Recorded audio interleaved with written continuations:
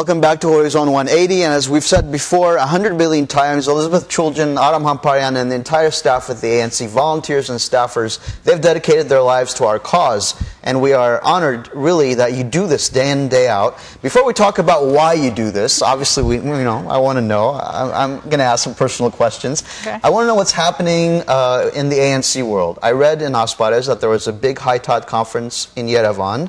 Tell us about this, just a couple words. It was a fantastic conference of High-Tide activists from around the world, and it was just a unique opportunity to see the great work that's being done in all different communities, under all different circumstances, with all different challenges. And it's a great opportunity for folks to network with other High-Tide activists, commiserate about common challenges, but also look at how they go about getting over them and moving to victory. So it was they met in Yerevan, then they moved on actually to Artsakh to participate in the Shushi liberation events, and Aram Hamparian was our representative there in Artsakh. Aram and Ken Hachikian were in Yerevan, and it was just a great opportunity to see how Artsakh has progressed over the last 20 years, also the great work that still needs to be done, and the important work that Armenian Americans and diasporans can play in advocating with their governments and their legislatures to help an independent Artsakh. Fantastic. Well, we have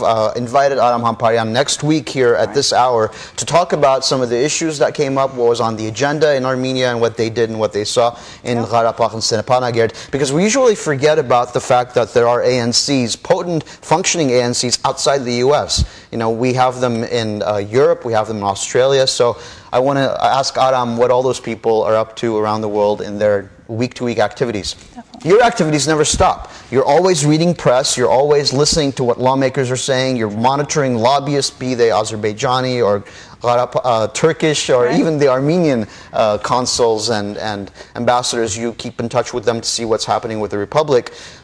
How do you keep up with all this? So much is coming to you at the same time, emails and phone calls and faxes. There's a lot of reading going on, there's a lot of analysis going on, and then the importance to synthesize that into a unit that we can get out to our grassroots activists. That's the most important thing. You know, our grassroots team doesn't have time to spend hours and hours reading all of these different resources. We have to synthesize it down to the point where they know what's important and how they can take action in order to make a real difference. And so we work with all sorts of things, from our email blasts to our Facebook to Twitter, all these different opportunities to engage young people, to engage across the board people, to get them activated in the process and to bring their voice into the equation. And you have an incredible site, anca.org, where you keep the audience informed. And I guess, I tried adding Aram Hamparian on Facebook the other day. You can't add him. He's got too many friends. That's right. He's hit the 5,000 limit. And so in that sense, we have the ANCA fan page on Facebook, which is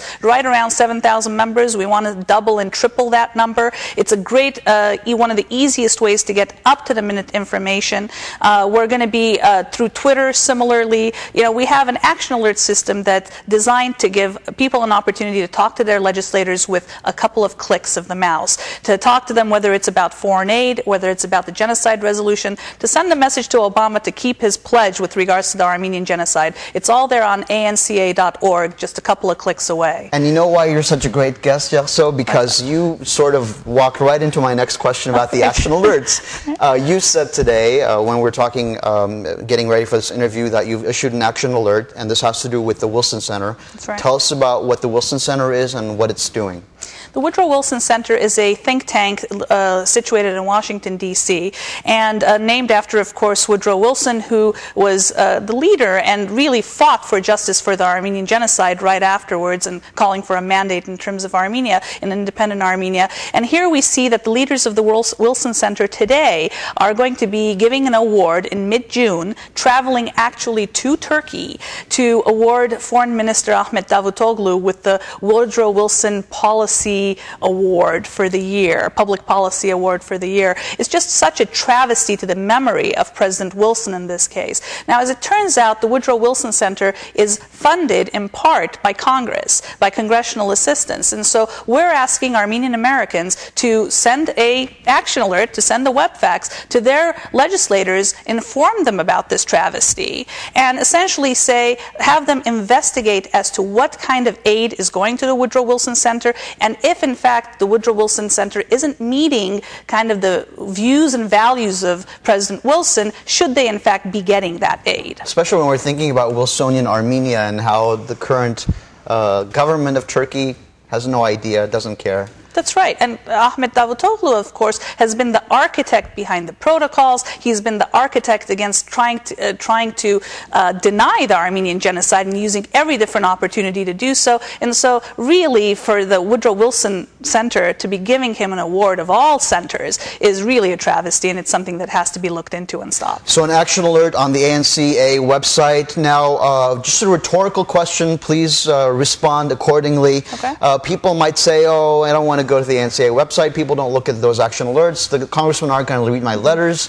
What do you say to those naysayers? You know, remember, we have young people who intern at congressional offices. We know Armenian American activists who work at these congressional offices. When we talk to them, they are tasked with tallying these very action alerts that our grassroots activists are sending. We know that they make a difference. And I'll tell you, when our congressional team, when Kate Nahabedian, when Rafi Karakashian go into these congressional offices, they have in hand all the letters that have been sent by constituents to that office. So if they have ignored it on the email, they'll be seeing it in hard copy when they go into these offices. So it really does make a difference. So what might take 5-10 seconds or even 2 minutes, you know, if you want to write your own original copy to the congressman or the staffers, what may take you a few seconds will mean a lot to Armenian American issues and our potency as advocates for these issues.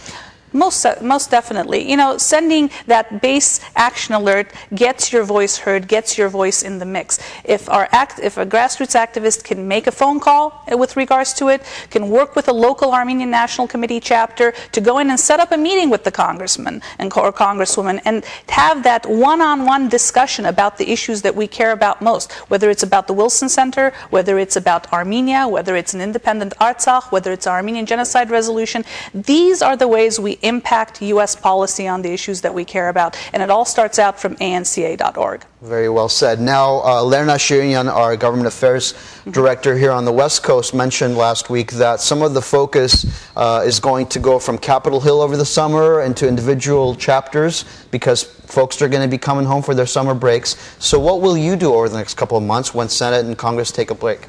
Well, certainly the staff continue working on these issues. And there's a number of key issues that are going to be coming up on committee level that we're going to focus on. First of all, in June, traditionally, is when the foreign aid cycle begins. And so we're going to be working with the Foreign Affairs Committee members to ensure that the next foreign aid bill for 2011 has the issues that we care about addressed, whether it's aid to Armenia in the form of 70 million, whether it's aid to Nagorno-Karabakh for 10 million, whether it's to ensure that there's language in there that punishes Azerbaijan for the type of aggressive and war rhetoric that they are putting out there. These are that's a June issue.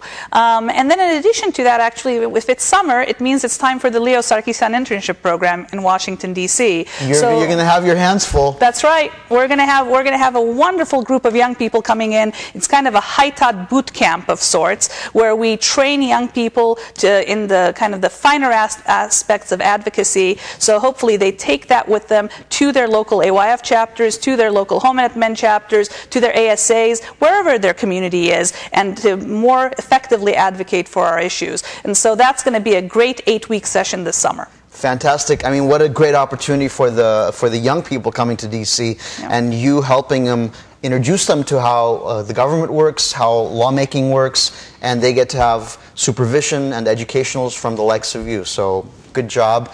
We have a lot more to talk about. All right. We have to take a break. When I come back, I want to put Elizabeth on the spot and ask her about what drives her to get up every morning and pursue the Armenian cause.